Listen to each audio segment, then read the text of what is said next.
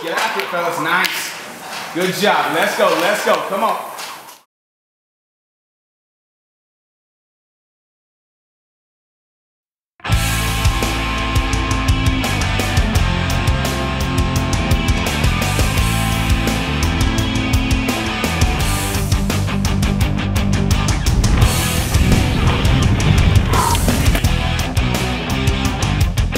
Hello, I'm Johnny O'Mara. I'm a former motocross, supercross champion back in the 80s. I currently work for James Stewart, and I'm also multi-time national masters cross-country champion in my current mountain bike racing.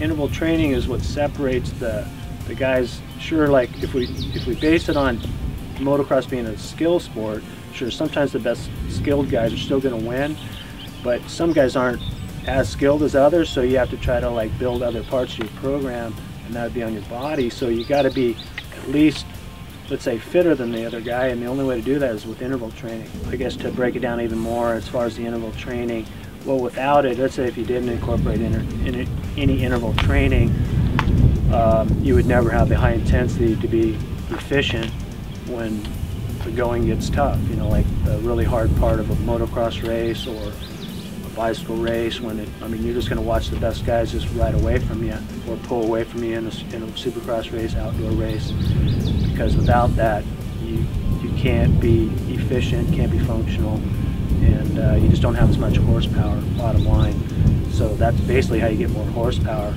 is by interval training. I love the 2-minute, 3-minute intervals for speed, and what that develops is a very high lactate threshold, and that would be like similar to like what the guys do when they're in supercross racing, because it's all like almost red line maximum efforts, almost 15 laps, 20 laps, whatever, for lights or the big class. And there's all sorts of different lengths on intervals, but like I said earlier, I'm going to do some 2-minute intervals later today, and I'll probably do 5 of them with 2-minute breaks in between them, so it's only like a total of like 10 or 11 minutes of high intensity, but they're 100%. What you try to do is just try to get your heart rate down as much as you can in that 2 minutes.